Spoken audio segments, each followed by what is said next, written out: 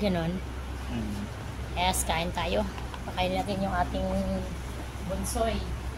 Pagkatapos ng tubig ko, baka imarayan naman, imarayan. Bunsoy kong anak, si Coco. Lahat ng dito, ano tawag ba ito? Lahat ng laboratory dito, pagdaanan ko. Halo daw sa kanin yung ulam. O ano, sabaw lang. Ayun ang fish fillet. Sarap-sarap ng fish fillet. Estimate ko dito ng isang buwan pa eh. Na. Kasi maraming process. Yan, mga kapaksew, subog na tayo. Lunch time. Kain na yung anak ko. Hindi pa kami makauwi. Marami pong mga kailangan namin laboratory sa kanya. Nilagnat kasi ng 40. Kaya kailangan natin pansuriin kung ano yung mga sakit na mayroon. Very good ha. Kain siya ha.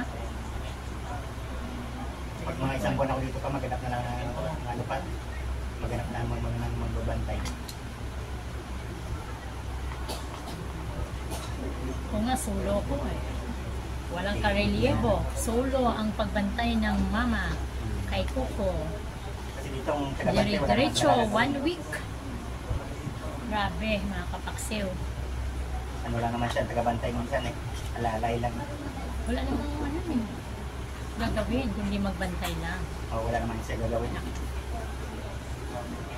Sarap ng sabaw. Ito yung sabaw ng ano. Ang sabaw ng hospital, puro mga sustansya. Kasi nutritionist yung mga gumagawa. Kaya alam nila yung mga pwede sa ipakain sa mga pasyente, kung ano yun.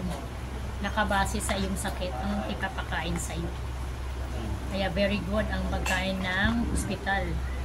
Mayroon silang sinusunod na batas ayon sa nutritionist.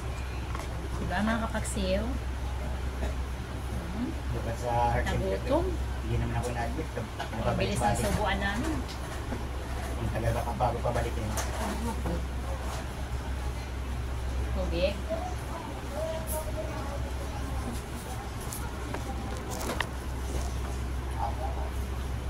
Tarik. Kailangan na.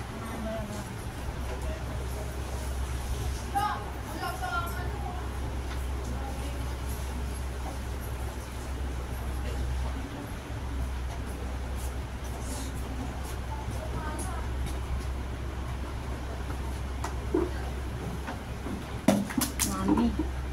Ay, nalaglag na yung kayamanan. Anak ko. Kain ka pa. No. Ayaw mo na naman. Ayaw na naman daw niya. Sabaw. Ayaw mo na. O, ayaw na naman ang anak ko. Grabe pagkain dito mga kaksiw. Walang kakain.